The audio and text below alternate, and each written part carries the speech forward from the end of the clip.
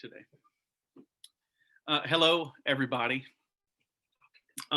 Each year in the season of Epiphany, in the Christian calendar, as we reflect on the way of Jesus and the way he was revealed or epiphanied as the Messiah, we also reflect on our foundational commitments as a community. And this year, our conversation series is called The Three Great Loves. And for the next 3 weeks, we'll be discussing the three great loves of Jesus out of this story that we just read in Luke 6. Up, which is relationship with God. In, which is relationship with our fellow followers of Jesus. And out, which is relationship with our neighbors. This week, we start with up. Over the Christmas break, I had the opportunity to go and backpack in Big Bend with Ben and another buddy. And while we were backpacking, we were coming down off of the trail, and I was at the visitor center there at Big Bend National Park. And I had the opportunity to meet a Big Bend local. Her name was Gail McLennan. I think you'll find out why I remember her whole name from that interaction. But Gail saw my backpack as I was waiting there at the visitor center, and she asked, was I hiking? And I talked about being in the backcountry earlier that day, and she started to talk about she's a native of Austin, and how for years and years, she's probably in her late 50s, early 60s, at the turn of the year, she would come out to Big Bend and hike the trails, and how her time at Big Bend was this annual reset for her, where all of the trappings of her life and all of her false selves from work and from school and from family, all of those were shed in the wilderness of Big Bend. And she recovered and got back in touch with her true self, who she really was. And she said, I really think that there's a thin veil here between heaven and earth in Big Bend. The veil is thin. And I thought, man, what a great way to describe it. Because that had exactly been my experience, especially having seen the South Rim view over the San Madero Mountains and seeing the Bethlehem Star framed by the Juniper Canyon in the backcountry of Big Bend. In the wilderness, all is stripped away. There are no cell signals. There are no emails. There are no texts. There's just massive, rugged, natural world. We see ourselves in the wilderness for how small and vulnerable that we really are. The lesser things of life really fade away and seem to pale in comparison to the majesty of your surroundings. I'm not sure where Gail got the phrase thin veil, but it echoes this Celtic concept of the thin place. Places where the distance between heaven and earth sort of collapses, and we're able to catch glimpses of the divine, the transcendent. Richard Rohr calls these places the edge. There's a Celtic saying that heaven and earth are only 3 feet apart, but in thin places, that distance is even shorter. Her thin veil phrase also echoes the Israelite temple and tabernacle, created to be thin places in the history of Israel. And so much so that in the tabernacle, in the temple, there was a veil that separated the holy place from the Holy of Holies. And when priests would minister in the Holy of Holies, where the presence of God was thought to dwell, the glory of God resided in the footstool that was created by the Ark of the Covenant. When the priests would go in there, they would tie a rope around their leg so that if they were overcome by the manifest presence of God and died, a fellow priest could pull them out so they wouldn't have to go in there and possibly be overcome by the manifest presence of God. That was apparently a thing that happened, sometimes. The temple is also rooted in the Genesis story, which envisions creation itself as the temple and the glory of God filling the earth. In some sense, all of creation is a thin place. The veil is thin between heaven and earth. I'm curious, what experience have you had with thin places? And would you share a place for you that has been a thin place, where the veil is thin between heaven and earth? Put a note in the chat and I'll take a few responses.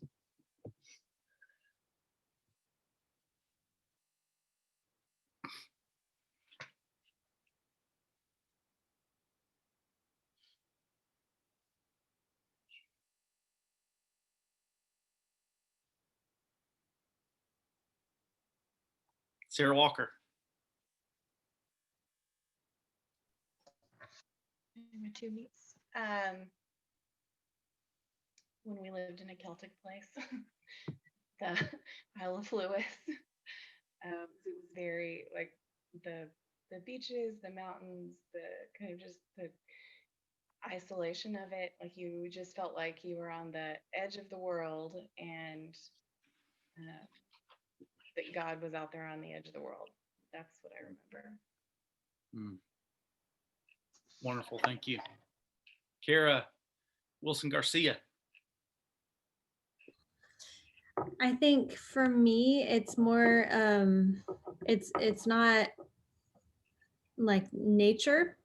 Very personally, if I'm standing in front of a group of children and singing worship songs in Spanish, that's like that's my place to be, and I feel like the veil is very, very thin in those moments, and Yes. just like the pure nature of all of it is just phenomenal. I love it. Thank you, Kara. Jenna, what about you? Hi, Jenna. Hi. I think Camp Dakota has been a thin place, and I think that's for a lot of reasons. I mean, it's beautiful, and it's beautiful, and it's kind of got that isolation of no cell service and just like that setting. But I think also experiencing it actually like as camp with that experience of community in that place, that just kind of feels like we're created to be in these moments of just playing and being together, and just experiencing that joy, and it's a beautiful thing. Yes, that's awesome. Thank you, Jenna. Markila, last and best.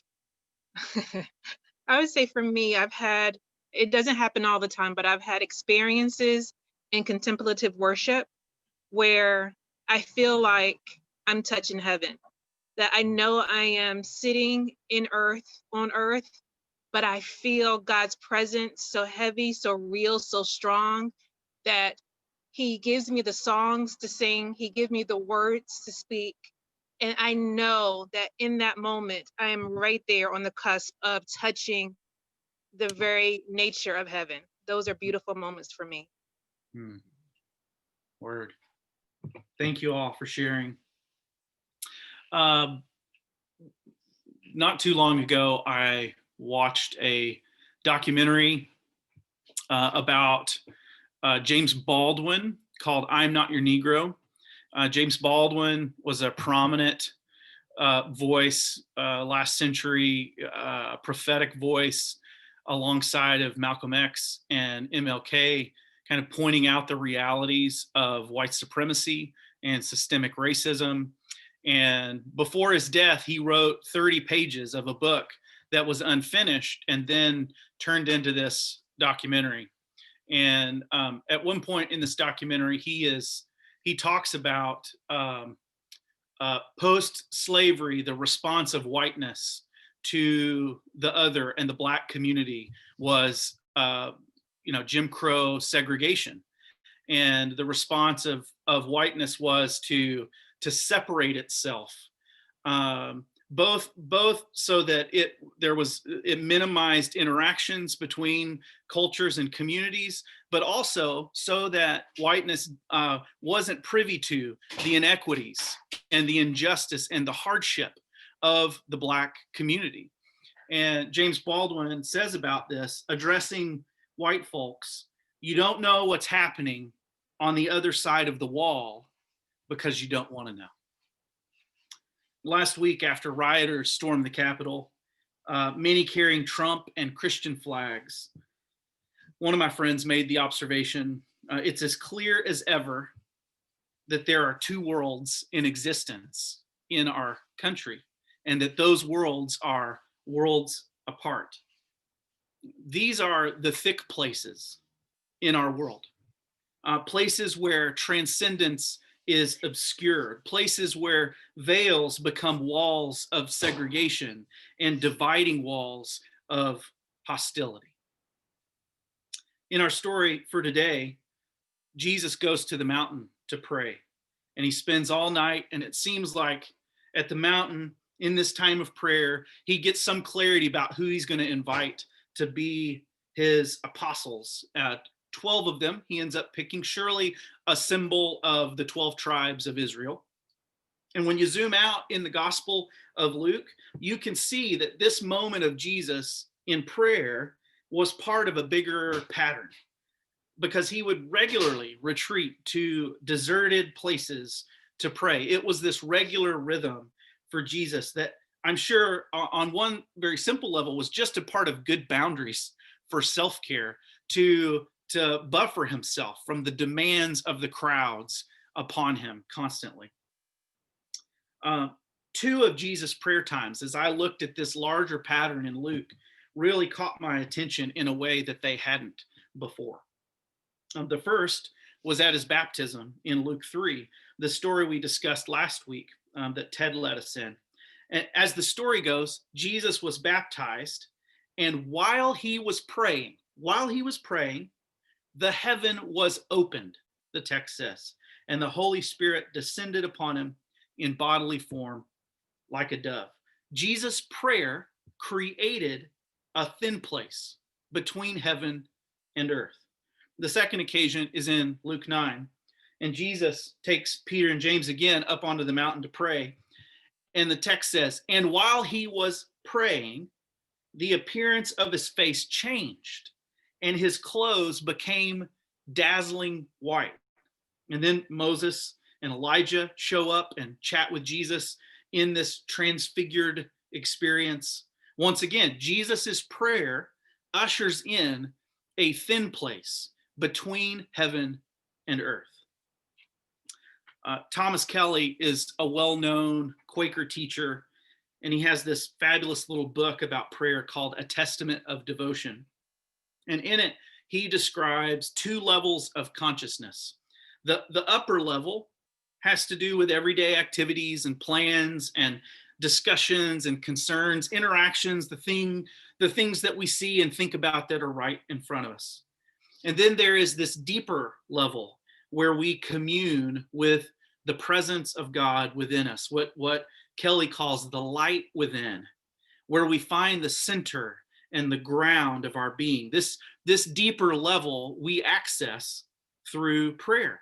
And lots of folks in our disenchanted world, gosh, even myself from time to time, function solely at this upper level. The upper level, for some, is the only one that matters or really even exists. It's as if there's a veil that separates one level from another. Kelly says it's common in our spiritual journeys to alternate between these two levels. So we go to work, we have prayer time. We spend time with family, we go to worship gatherings. We mow our lawn, we read a Christian book. But as we grow, we can begin to experience connection to the ground of our being in these two levels simultaneously. We can experience connection to the ground of our being while we're doing our taxes. We can sense our belovedness while we're in meetings with coworkers. We can sense the peace and joy of God while we're parenting our kids. We can feel God's heart for justice while we're protesting systemic racism. Kelly writes, the practice of prayer in this deeper level is the heart of religion. It is the secret, I'm persuaded, of the inner life of the Master of Galilee. He expected this secret to be freshly discovered in everyone who would be his follower. Return with me to this story about Jesus on the mountain, praying and picking his disciples. This moment on the mountain is surrounded by a flurry of activity, conflict about Jesus picking grain on the Sabbath, and the fury of the religious leaders that follows, commissioning apostles, healing the sick, casting out demons, preaching the good news of the kingdom to the poor, proclaiming these prophetic announcements against the rich and the powerful. Kelly would have us see that the way that Jesus is tapping in to this deeper level when he's in prayer on the mountain in that thin place. But he would also have us see how Jesus was operating in both levels simultaneously when he came off the mountain, when he's healing and preaching and engaging while in communion with God. That's because Jesus was a thin place.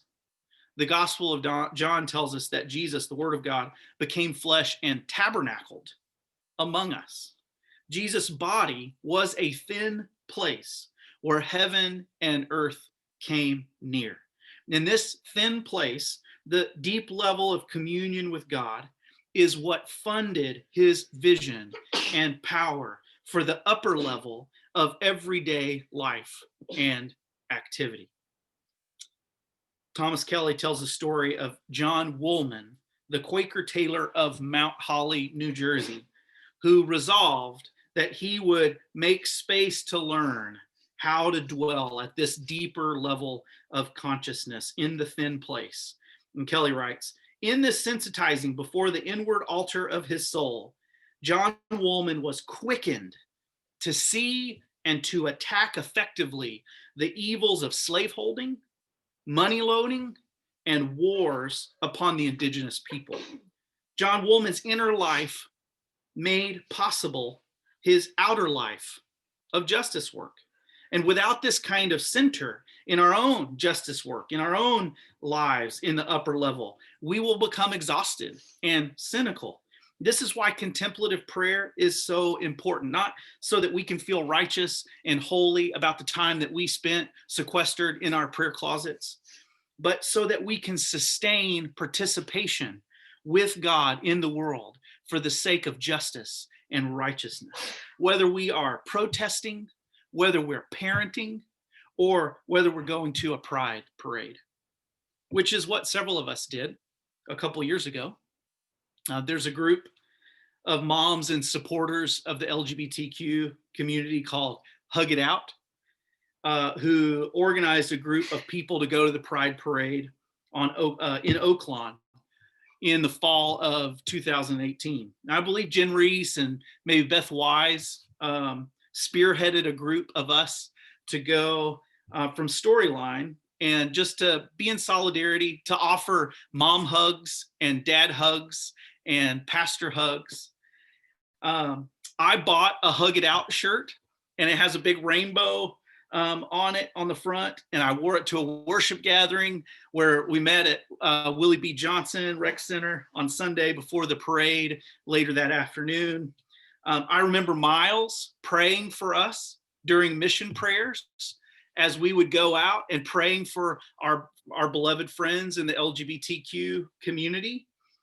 It was the first time that I had personally worn my support and my love for my LGBTQ loved ones on my sleeve, literally.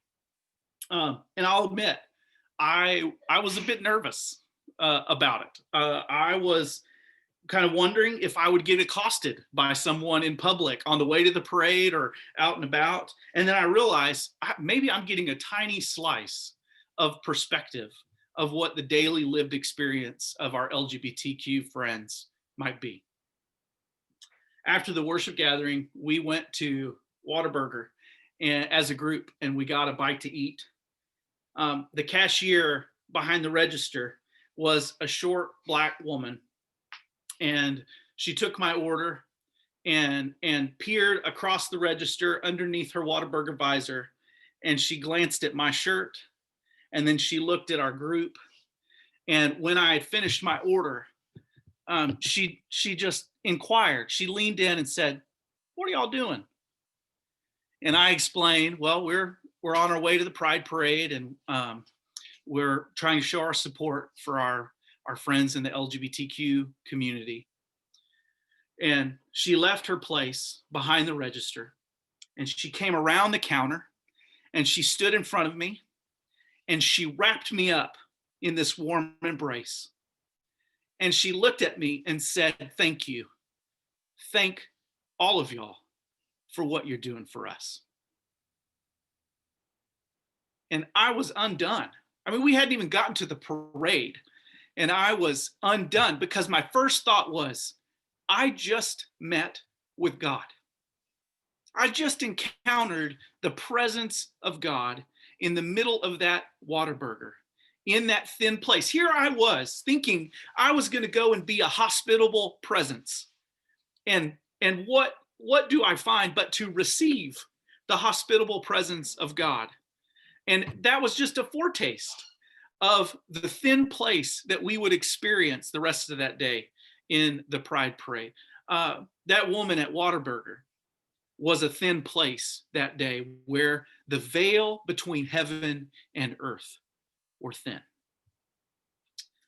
I'm curious for you all, in what ways are you being invited to grow in prayer, to live in those thin places at that deeper level of consciousness? Put a note in the chat, and I'd love to hear your perspective.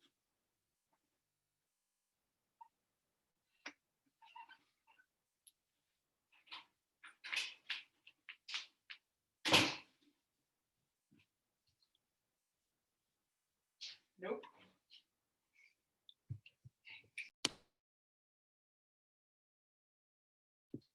Sarah Walker.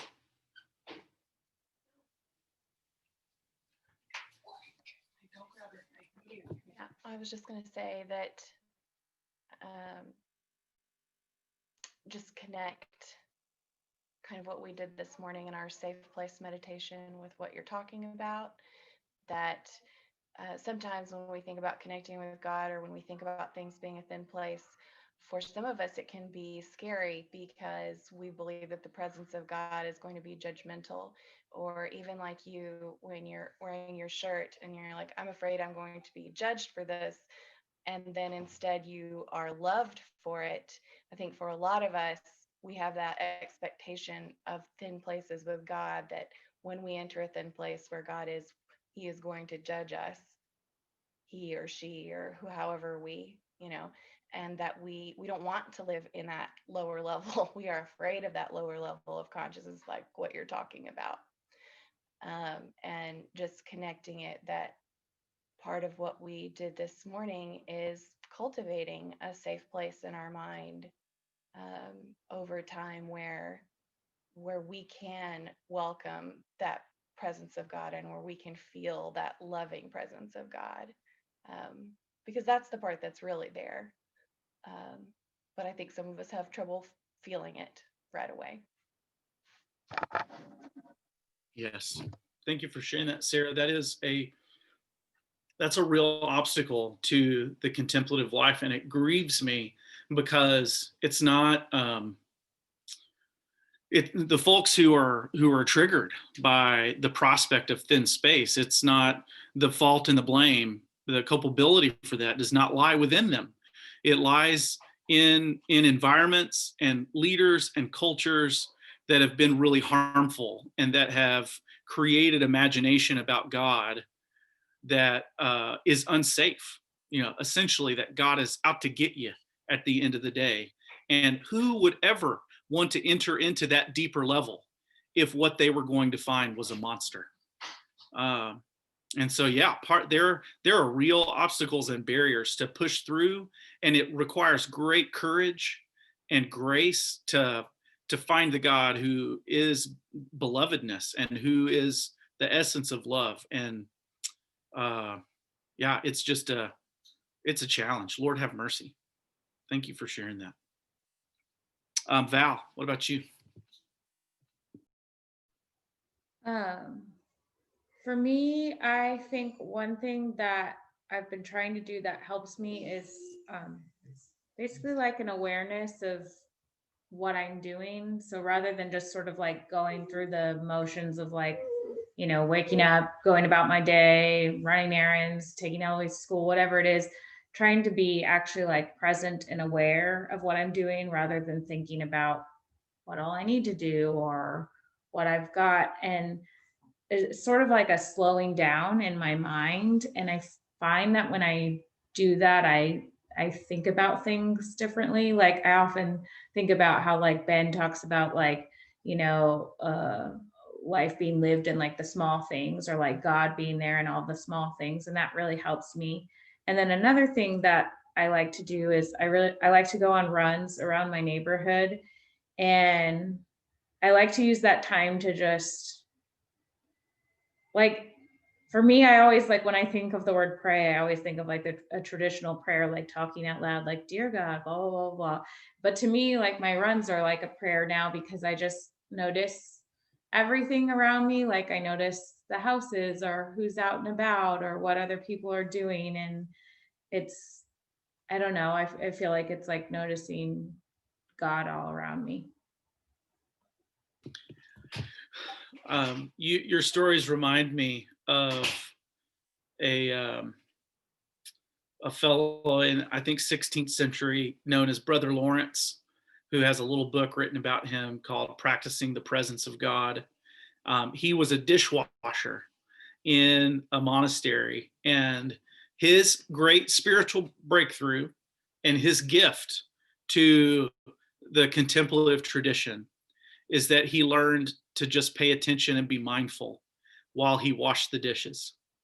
And washing the dishes was the gateway for him to realize an awareness of the presence of God everywhere he went. So it sounds like you're entering into that very same practice of the presence of God while you're doing chores, while you're running.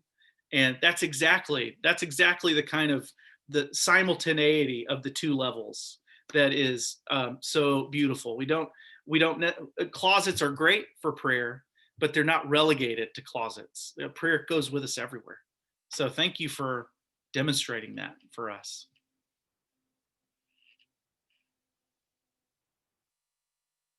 Anybody else?